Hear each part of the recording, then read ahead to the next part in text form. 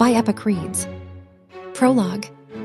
The magnificent kingdom of Vellona, with its lush rolling hills and waters that shimmered like liquid sapphire under the shining sun, thrived with an infectious excitement as its citizens busily prepared for their most cherished of annual celebrations. This was no ordinary celebration.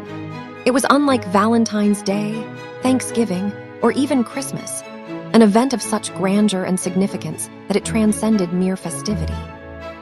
It was a pinnacle of unity, joy, and tradition, a time when every corner of the kingdom burst into life with color, music, and hope. The air was thick with excitement and anticipation, as villagers, nobles, and even distant travelers gathered to honor their shared history and the unbreakable bond between land and sea. On the night before the official celebration, a pre-party of lanterns and fireworks would light up the night sky, casting shimmering reflections onto the water below. This was a moment when the very soul of Vellona seemed to pulse with pride and wonder, as this was a celebration unlike any other, where it would be etched into the hearts of its people for generations to come. The date was July 18th, the day of the grandest annual celebration Vellona had ever witnessed. Yet, each year, it seemed as though the day arrived sooner and sooner, as if time itself was eagerly racing to welcome the festivities. The city buzzed with anticipation, its streets alive with vibrant colors and lively music. Bright flags, emblazoned with the royal crest, an intricate symbol representing the harmonious union of ocean and land, fluttered exuberantly from every tower, balcony, and rooftop in the bustling capital. The crest, the heart of the celebration, was a breathtaking emblem painted in shades of deep navy, shimmering turquoise, and luminous sapphire blue, set against a soft, glowing background that seemed to capture the gentle, rhythmic ebb and flow of the sea. Delicate patterns of swirling waves and coral accents adorned its edges, reinforcing the deep bond between the kingdom and the ocean that sustained it. At its heart was a masterfully crafted design, a harmonious fusion of curved and angular shapes that formed the initials V and A, symbolizing the union of Vellona and the beautiful Mer-city of Atlantica. Surrounding this central motif was an ornate border filled with delicate sea-inspired motifs, spiraling shells, starfish with their radiant arms, and twisting coral branches, artfully arranged to embody the deep bond between the land and the ocean. The various shades of blue employed in the crest created a mesmerizing sense of depth and movement, reminiscent of sunlight filtering through crystal-clear waters to the tranquil swell of a peaceful tide. These marine symbols celebrated not only the beauty and resilience of nature, but also the deep-rooted love and reverence the kingdom held for the sea. This royal crest stood proudly as a beacon of hope and unity, a symbol of the two worlds finally coming together in harmony. A proud standing V represented Vellona's majestic terrain, while the courage A stood for the mysterious and enchanting underwater realm of Atlantica. Sometimes, amidst the revelry, it felt as if only yesterday Ariel, the young mermaid with shimmering emerald scales and bright, curious eyes, had dared to leave her underwater sanctuary, where she ventured beyond the familiar depths, driven by a longing for adventure and love, breaking the ancient boundaries that separated the sea from the land, an act that forever changed their worlds and inspired young generations to come, proving that true love is worth fighting for. Chapter 1: The Boat. Once upon a time, her brave and daring journey did something extraordinary. Not only did it win her a human heart that day, but it also brought together two worlds in a way no one had ever imagined. And today, we remember that very special day, a day of celebration and unity, the anniversary of when true love overcame the barriers of land and sea. It's a day that echoes with the laughter of merfolk and humans alike, as both worlds come together to honor the bond that was forged between them. Can you imagine? The air is filled with joyful sounds, music playing happily, markets bustling with activity, and the cheerful chatter of townspeople and royalty all celebrating side by side. Now, beyond the towering walls of the palace, the scene is truly magical. The palace itself is a wonder, made of shining white marble and gleaming gold, decorated with colorful garlands of bright purple and soft pink, draping over grand arches and balconies. The staff are busy and purpose-driven, transforming the courtyard into a fairy tale setting. Twinkling lights strung among flowering trees, vibrant banners fluttering in the breeze, and lanterns casting a warm, inviting glow over all the festivities. Everywhere you look, marketplaces, quiet streets, humble homes, they're all dressed up for the occasion. Banners and decorations fill the air with pride and happiness. Today isn't just any day, it's a very special day. It's the day they crown a new princess, and not just a princess, but a queen, Queen Ariel herself. The once spirited mermaid, whose adventurous heart captured the love of a prince and changed everything forever. When you think about it, it's incredible how it all started in the depths of the ocean. Ariel, a curious and brave little mermaid, longed for a world beyond her own. During one daring adventure to the surface, she saw a ship aflame, a terrifying sight. But instead of running away, Ariel raced beneath the waves and risked everything to save the young prince from drowning. His bravery and charm captivated her, and she longed to leave her undersea home and be with him on land. Ariel dreamed of walking on solid ground, of feeling the earth beneath her feet. But her mermaid tail kept her bound, and she yearned for legs. Her longing grew so strong that she sought help from Ursula, the tricky sea witch. Ursula offered her a dangerous bargain. In exchange for human legs and the chance to stand beside her prince, Ariel would have to give up her voice. It was a risky deal, but Ariel took it. With her loyal friends Sebastian and Flounder by her side, Ariel emerged onto the shore, determined to win Eric's heart before the sun set on the third day. But shadows of doubt and Ursula's wicked schemes threatened to tear them apart. Still, Ariel found her strength. Her friendship with Sebastian and Flounder grew deeper, and her courage grew even stronger.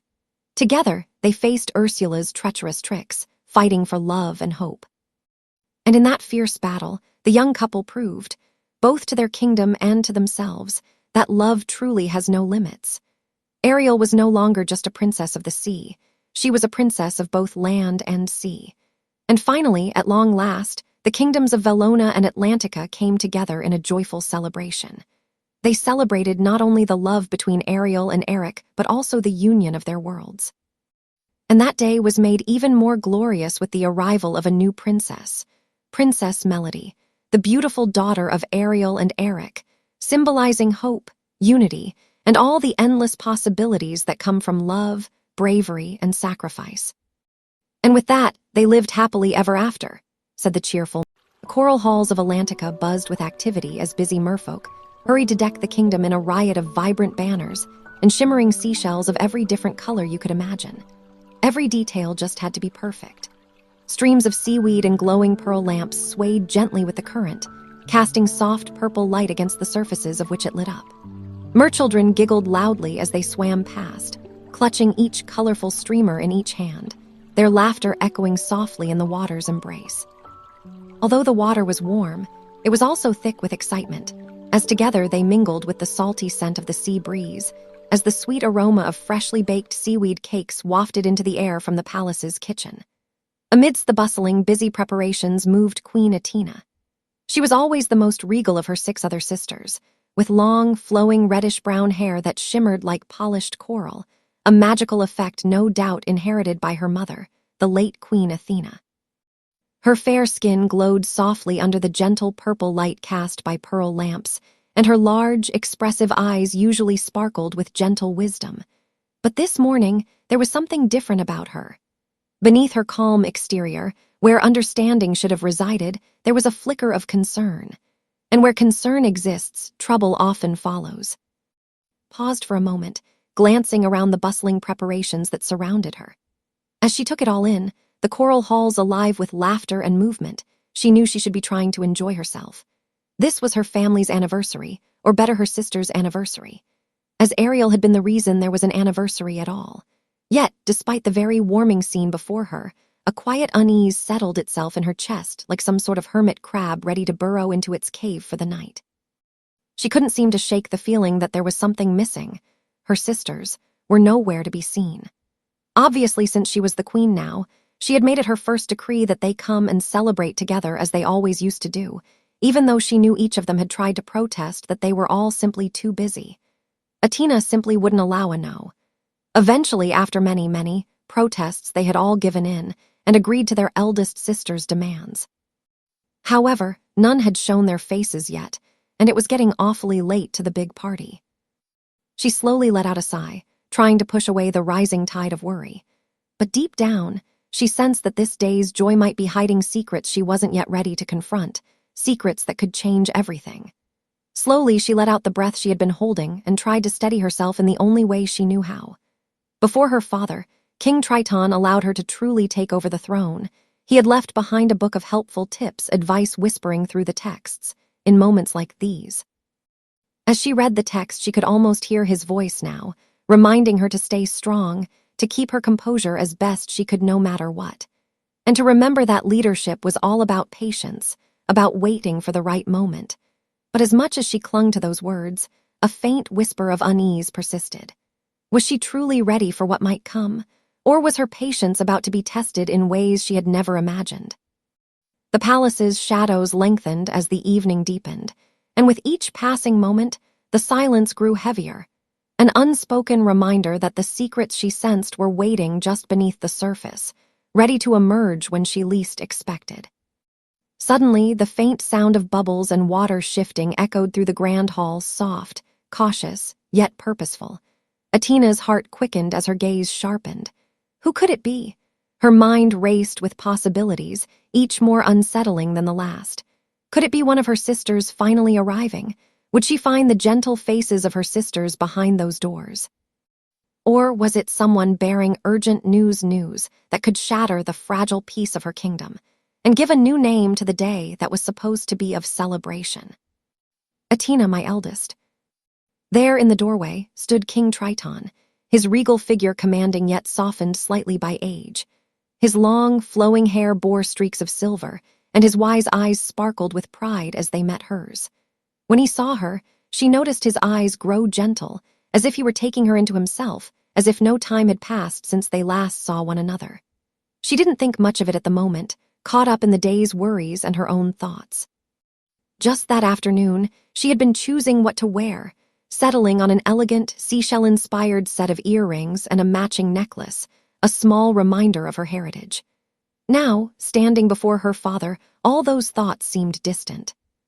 He stepped closer, his voice soft but steady. "You're looking more and more like your mother every time I see you," he said, his tone filled with pride and affection. The warmth of his words wrapped around her, a fleeting moment of comfort amid the mounting unease. Drawing her eyes to look at him, a small, warming smile touched her light pink lips. "Thanks, Daddy, it's so good to see you," she replied softly. In that quiet moment, the room filled with a tender calmness, one rooted in memories of the past and hope for the future that they would all face together, now that her father was there with her. King Triton just seemed to have that effect on her. It was as if, as much as she didn't want to admit it, maybe there was still that part of her that yearned for her father, just as she did all those years ago as a tiny little princess. "Daddy, would you like to accompany me with taste testing some of the dishes for the party tonight?" she asked. "I'd be honored," he said, as he reached out a hand to her. "Let's make this celebration one to remember." Together, they made their way down the hall and back into the room Atina had just come from. Once they found themselves in the royal throne room, she saw her royal advisors waiting for her. 3 little seahorses, each one accompanied by purple sashes across their little frames, as they joined her side, all eager to make sure the preparations went off without a doubt, just as she was. The little seahorses buzzed with energy, as they scurried around to check the arrangements, adjusting banners, inspecting platters of shimmering, candy sea grapes, and making sure the coral chandeliers hung just right. Their tiny voices chimed in eager chatter, each one eager to prove they could make this celebration a flawless one. Catching glances of their progress, Atina held a smile for a moment, ignoring the knot of worry that held her stomach. She knew they only wanted to help her, but beneath their cheerful exclamations, she knew they were forgetting to mark her sister's arrival off their lists. How had she been the only one who noticed? How could her father not notice the absence of his own daughters? It just didn't make any sense. And then there it was, her internal voice echoing off the walls that made up her mind. "No matter how perfect these decorations are, or how mouth-watering all this food appears, I can't shake the feeling something's not right about today. The absence of my sisters on a day like today, it's just not right." "Atina!" Her father's steady gaze instantly caught her attention as she realized he'd been watching her. His blue eyes, usually full of warmth, now held a hint of her own concern. Quickly, she tried to push it down, masking her unease with a reassuring smile as she swam in front of her father, stopping him before he could ask any questions. The last thing she wanted was to worry him so much that he couldn't enjoy the celebration. This was about Ariel and Eric after all, and she knew how much he cared for his new granddaughter. "Everything looks wonderful, doesn't it, Daddy?" she said, her voice steady and regal. "Thank you, my little advisors. You're doing a splendid job." The seahorses beamed, pride shining behind their little eyes. Yet as they scurried away to finish the tasks on their internal lists, Atina couldn't help but feel as if the real task was still unchecked. One that might change everything she knew about that came with the heavy weight of being queen. Chapter 4: The Threat. Atina floated gracefully in front of her elegant mirror, adjusting the delicate coral tiara that shimmered softly in the filtered lights of her royal bedroom, one that was especially fit for a royal. The room was filled with the scent of fresh sea lavender and blooming anemones, a calm sanctuary amid the bustling preparations for her sister's grand anniversary, her niece's birthday later that day. She just couldn't wait for such an event. She almost forgot to make herself presentable. Although she continued to get ready, beneath the mask of composure a flicker of unease still tugged at her mind. Today was always meant to be a day of joy, of unity, but something felt off. Again, there it was, a flicker of uneasiness she just couldn't seem to shake. She thought to herself that maybe if she took her mind away from the preparations and got herself ready, that she might feel better and actually start to enjoy herself, but alas, it didn't look like that was gonna happen. She ran her fingertips down against the fabric of her gown, smoothing the silken fabric, her thoughts drifting to her sister. Ariel's smile, her laughter, those were what mattered most to her today, and she really had to make sure that smile remained. Since her sister had become queen of the kingdom above the waves, Vellona, and with the help of her husband, the former Prince Eric, a lot has changed for Atlantica. With her sister ruling Vellona and the help from her husband, Prince Eric, helping shape the surface world's influence, the kingdom's stability deepened on appearances. The celebration was an opportunity to showcase Atlantica's harmony and prosperity. If anything were to go wrong, it wouldn't just be a missed event, or an event that could be taken lightly. If things were to go wrong today, it could mean breaking the peace both worlds had fought so hard to build. As she turned slowly away from herself in the mirror, a quiet knock pulled her away from her anxious thoughts. Behind the door was Aiden, her most trusted and closest friend. Once she saw him, it was as if everything had just fallen apart. Her shoulders trembled slightly, and the heaviness of the day could no longer contain inside her. Without a word, she instinctively fell into his arm. His arms wrapped gently around her body, steadily, and offered her the exact amount of reassurance she needed in that moment. Reassurance she wasn't able to get from her father. Not since she had the pressure to look the part, she just couldn't fall apart in front of her father. "Wow, Your Highness, what's the matter?" His green eyes were so calm, so soft, yet his voice carried a genuine concern that made her want to break down and tell him everything. She clung to that moment as if she had all the time in the world, feeling the tension in her body start to ease, even if it was just for a moment. "Aiden," she sniffled, everything's just a little too much for me today with the celebration. I feel like I'm losing control of it all." Her voice cracked a little as she tried to look away from him, ashamed to show her weakness. Aiden tightened his hold on her, giving her a gentle squeeze as he slowly took her wrist in his hand. "Atina!" Slowly something shifted in his demeanor, something of great concern. Once she found his eyes again, she was able to pick up on it, realizing slowly that this new wave of concern wasn't aimed at her. Her heart fluttered with a strange unease. "Aiden, what is it?" she asked, her voice barely above a whisper. "This was dropped off at the castle an hour ago. I thought I should alert you right away." Before she could question him, he reached into the back pocket of his breastplate and slowly pulled out a small scroll, no bigger than most of the important paperwork she often received from other kingdoms offering their hand to her in celebration of her rise to the throne. The scroll presented itself in seaweed green ink and faint symbols that shimmered along its edges, as if glitter had been poured all over the contents. Her breath hitched as she took it slowly from his hands, as if it would explode any second. Once she felt the rough paper against her skin, the air grew heavy as she began to hold her breath. Carefully, she unrolled the parchment, Her eyes widened as she saw the intricate vines from the dark ink, almost like tendrils, tentacles woven into the danes of the carefully put-together handwriting. Whoever had sent this scroll really wanted to make certain she could read every single word. The tides have turned, yet some shadows linger where the darkness once reigned. The Queen's triumph over the abyss was but a fleeting victory, one that leaves scars beneath the surface. Beware the currents that remember the old battles, for they can pull even the strongest into depths best left unseen. On that night when the moon was hidden and the sea roared with chaos, I was there, hidden in the shadows, watching as the darkness claimed her. The echoes of that night still ripple through the depths, whispering secrets only the waves can keep. When the stars align and the moon's shadow falls, the past will surface once more, unseen but not forgotten. And the tides will remember who truly pulled the strings beneath the surface. Once the last line burned itself into her brain, she drew her eyes up to look at Aiden. Her heart pounding quickly in her chest, she swore she was shaking now. Who could have sent this? Turning to a whisper tone, his eyes narrowed. I don't know, but it's clear they want us to be afraid something is coming, Tina, and I have no idea when it might. But we need to be ready. She clutched the scroll tightly, feeling the tremor in her hands.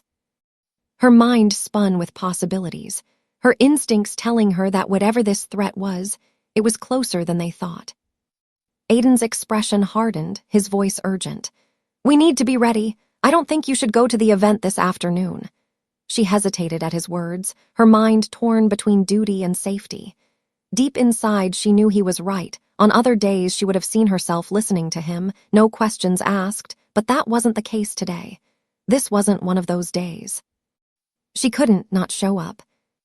Her thoughts were racing, as if the notions of safety and the what-ifs were competing in a frantic race toward the finish line of her imagination. What could her absence mean for the future peace of her kingdom? Would it send the wrong message? Could she afford to let fear dictate her actions when so much was at stake? It had been only 2 months since she had imposed the ban on land people fishing in Atlantica's waters, a decision her sister strongly supported. Yet it had also stirred controversy among those who enjoyed the hobby, which was deeply frowned upon among the merfolk. Many of her people had been caught by fish hooks intended for fish, and she knew some of the reports were not accidents, deliberate acts that threatened the fragile harmony they had worked so hard to maintain. The weight of her choices pressed heavily on her, but beneath the doubt, a flicker of resolve was beginning to ignite. She had to trust her instincts.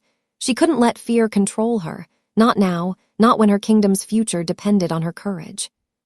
Letting a fresh wave of clean air into her lungs, she pulled herself away from the protective embrace of Aiden. Turning her back on him now, she found her reflection back in the mirror. Noticing Aiden on his tail now, his eyes firmly pressed on her. No, she whispered, more to herself than him. I have to go, for Atlantica. But Tina... Aiden... I understand you're worried, but I have no choice in the matter. I need to be there, she said firmly, clutching the scroll into a fist. Her eyes burned with a quiet strength, a determination that refused to waver. Yet, in quick flashes, that softness returned, only he could bring it out of her. She hesitated for a moment, then softly added, I'd feel better if you were with me.